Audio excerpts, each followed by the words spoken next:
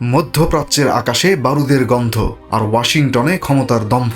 Donald Trump কি সত্যি আমেরিকার সুরক্ষার জন্য লড়ছেন, নাকি নিজের গদি বাঁচাতে পৃথিবীকে ঠেলে দিচ্ছেন তৃতীয় বিশ্বযুদ্ধের দিকে?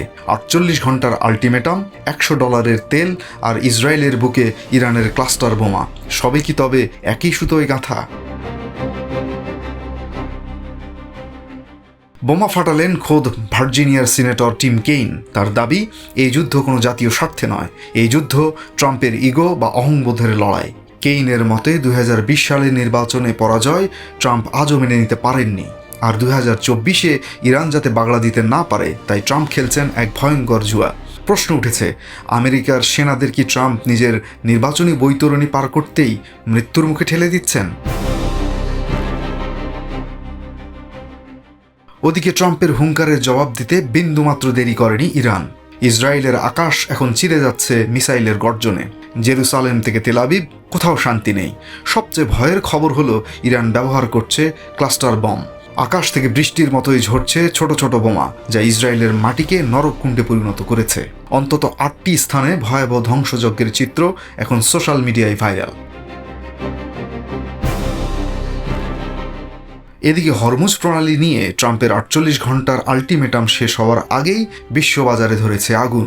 ব্যারেল প্রতি তেলের দাম $100 ছাড়িয়ে গেছে। ট্রাম্প হুমকি দিয়েছেন, প্রণালী না খুললে ধ্বংস করে দেবেন ইরানের জ্বালানি অবকাঠামো। কিন্তু ইরান যদি সত্যিই হরমুজ প্রণালী বন্ধ করে দেয়, তবে বিশ্ব অর্থনীতি কি আর দাঁড়িয়ে থাকতে পারবে? সিনেটর কেইনের হুঁশিয়ারি, ইরানি স্থলবাহিনী পাঠালে পরিস্থিতি হবে আরও ভয়াবহ। কংগ্রেসের রিপাবলিকানরা কি ট্রাম্পের এই অবিবেচনাপ্রসূত যুদ্ধকে নীরবে সমর্থন দিয়ে যাচ্ছেন, নাকি পর্দার আড়ালে চলছে অন্য কোনো খেলা? জাস্ট দ্য নিউজের প্রতিবেদনে দাবি করা হয়েছে, ট্রাম্পকে ঠেকাতে ইরান নাকি নির্বাচনে হস্তক্ষেপ করেছিল। তবে কি তার প্রতিশোধ নিতেই আগুন জ্বলছে পুরো মধ্যপ্রাচ্যে? সময় একদম শেষের পথে। 48 ঘন্টা পর কি হবে? ইরানের জ্বালানি গ্রিড কি ধ্বংস হবে, নাকি ইসরায়েল হবে ধ্বংসস্তূপ? আর ট্রাম্পের এই জুয়ায় শেষ পর্যন্ত কে জিতবে, আমেরিকা নাকি ইরান? বিশ্ব অর্থনীতি কবে স্বাভাবিক হবে? এই সব প্রশ্নের উত্তর খুঁজছেন সারা পৃথিবীর মানুষ।